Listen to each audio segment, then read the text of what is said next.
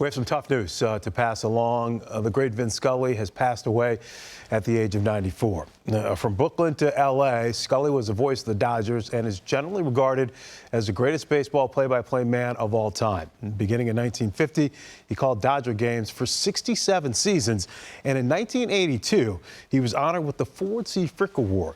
In addition to his Dodgers duties, Scully announced NFL games and PGA Tour events for CBS and later MLB games and golf events for NBC. In all, he broadcast 25 World Series and 12 All-Star games, as well as 3 perfect games and 20 no-hitters. Matt Vasgersian now with a look at the man who provided the soundtrack to summer for so many people, Vin Scully.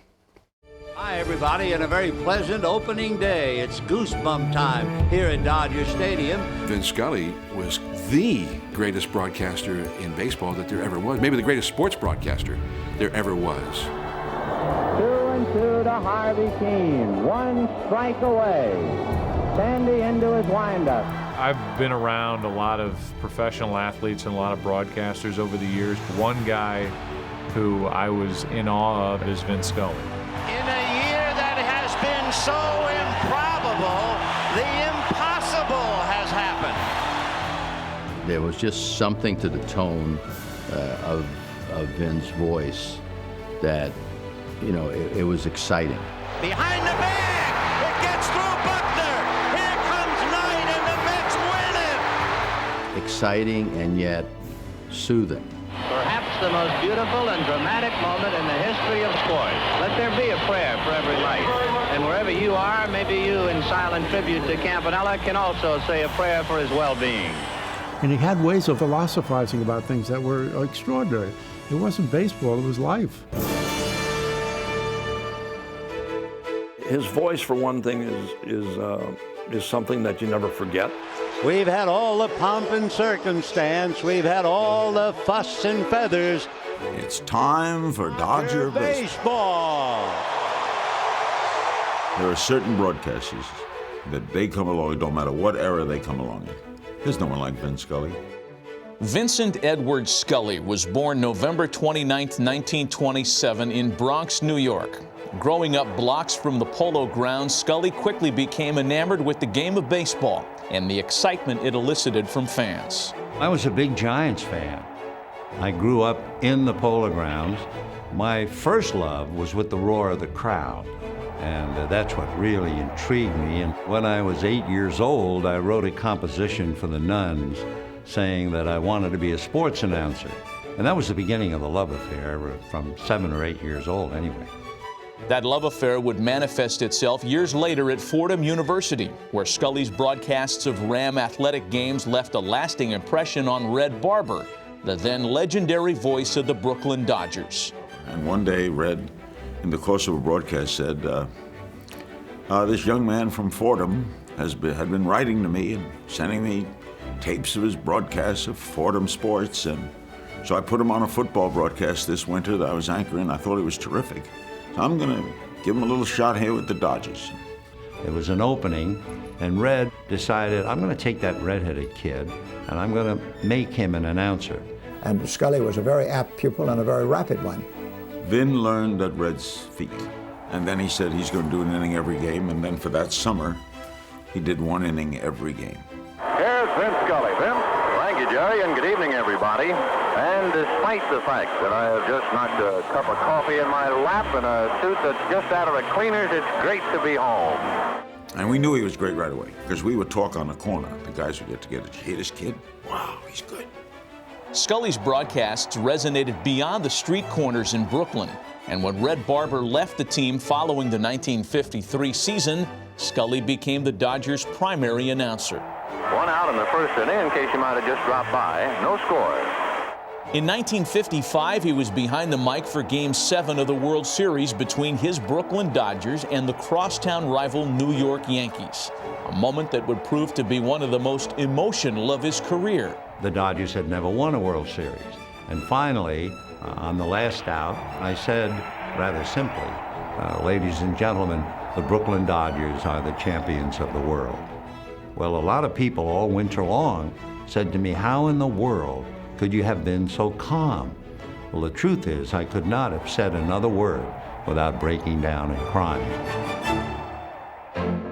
Just 3 years removed from Brooklyn's first title, Dodgers owner Walter O'Malley relocated the team to Los Angeles, and with it came the budding voice of the franchise. Good afternoon, everybody. This is Vin Scully speaking to you from the Los Angeles Coliseum as opening day has finally come. Vin goes to the West Coast, and he, within a year, instantly, straight away, becomes the Dodgers evangelist, its ambassador to the public. People are stuck on the freeway for hour after hour after hour. What better way to spend it than to pull up a chair, even in your car, as Vin says, and listen to him. And let the personnel and the years change, they are still the Giants and the Dodgers, no two ways about it. People thought, wow, this guy is so good, and they started bringing their transistor radios to the ballpark. Even though they were seeing the game, that wasn't good enough. They needed to know Vinny's take on it. In 1958, I made a trip with a bunch of disc jockeys out from Miami, and we went to the Coliseum. And everybody brought radios to listen to Scully do the games, and there was feedback. He actually had to say, turn your radios down. There's too much feedback off the broadcast. I'd never seen that. Over the course of his storied career, Scully provided a soundtrack to some of the greatest moments in baseball history. On September 9th, 1965, he chronicled Sandy Koufax's perfect game. It is 9:46 p.m. 2-2 to Harvey Keene. One strike away. Sandy into his windup. Here's the pitch. Swung on and missed. A perfect game. On the scoreboard in right field, it is 9:46 p.m. in the city of the Angels, Los Angeles, California.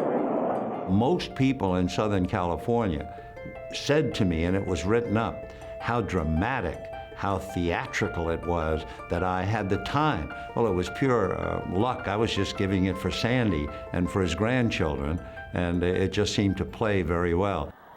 Vin was again behind the mic a decade later as a different type of drama unfolded at Dodger Stadium, as Cubs center fielder Rick Monday rescued an American flag from would-be arsonists. And Rick Monday runs and takes it away from him. I think a guy was going to set fire to the American flag. Can you imagine that? From Koufax and Monday's perfect plays to Buckner's blunder. Behind the bag, it gets through Buckner. Here comes Knight, and the Mets win it. To the most perfectly pitched game in World Series history. Got him. The greatest game ever pitched in baseball history by Don Wagner. A no-hitter, a perfect game in a World Series. Vin Scully has given voice to some of baseball's most dramatic moments, but arguably his most iconic call of all time came in Game 1 of the 1988 Fall Classic. I can still hear Vinny's voice when Kirk Gibson is limping out of the dugout. And look who's coming up. And with 2 out, you talk about a roll of the dice. This is it. They set the moment. The setup and the follow-up is also tremendous. High fly ball into right field. She is gone. In a year that has been so improbable, the impossible has happened. It's not really real until Vin calls it, and people ran to hear that call. It was the perfect line. If Scully's call of Kirk Gibson's World Series walk-off was his most iconic, perhaps his most poignant came with Hank Aaron's record-breaking 715th career home run. The highlight we always hear is Milo Hamilton. You know, there's a new home run champion of all time. You know, it's brilliant.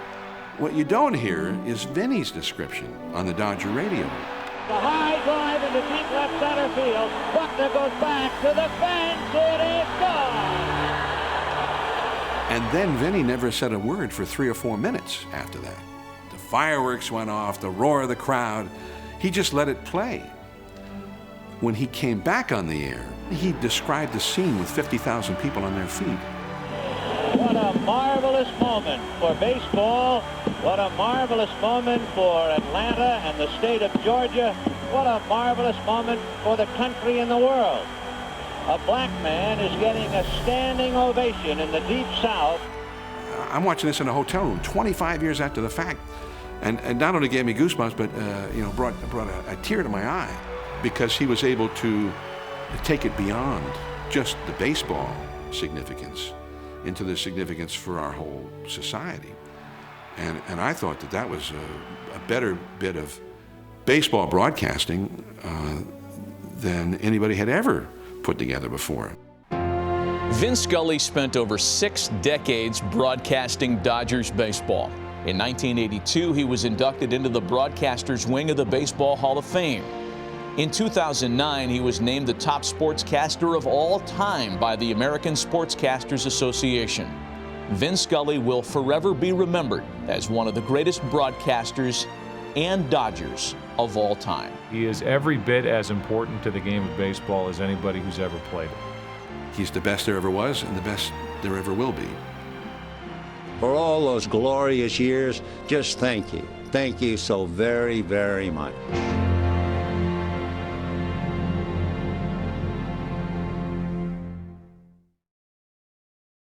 The great Vin Scully has passed away at the age of 94. He leaves behind 5 children, Kevin, Todd, Aaron, Kelly, and Catherine, 21 grandchildren, and 6 great-grandchildren. Vin Scully gone at 94.